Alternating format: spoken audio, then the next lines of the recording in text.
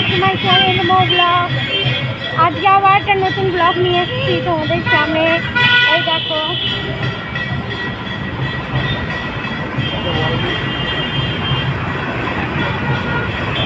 আমরা এই ড্রেসগুলোই পরেছি। তোমার যাচ্ছি একটা অন্নপ্রাশনে, মানে আমার মামার শালার ছেলের ছেলে, অনেক দূর সম্পর্ক, কিন্তু এক একটা আছে দেখবে দূর সম্পর্ক এমন হলো অনেক কাছে, তা ওরা অনেক কাছে। তো সকাল থেকে বলেছিল যাইনি, এখন যাচ্ছি।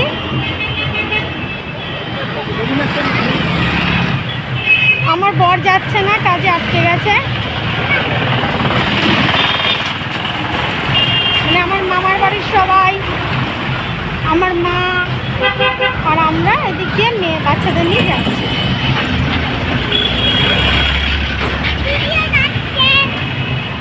চলো যতটুকু পারবো শেয়ার করবো, কেন যাই করি শেয়ার করি।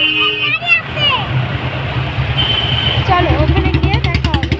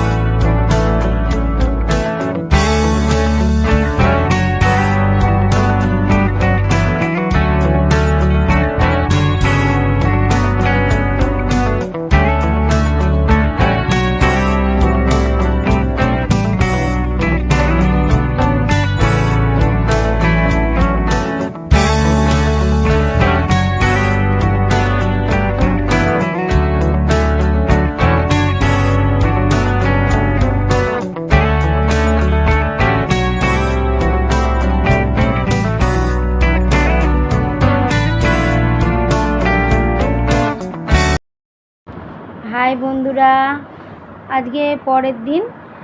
কালকে দুঃখের বিষয় হচ্ছে তোমাদের গেটটা দেখাতে পারিনি।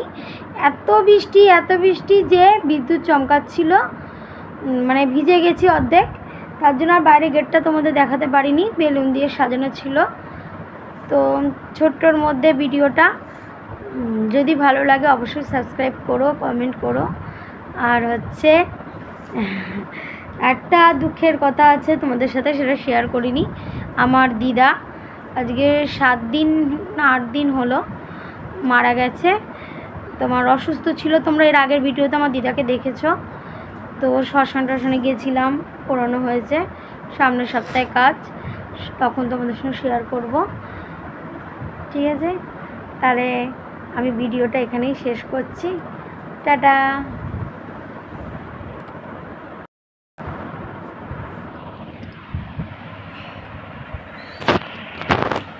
হাই বন্ধুরা, দেখি ফেরুন ভিডিওটা বন্ধ করে হচ্ছে।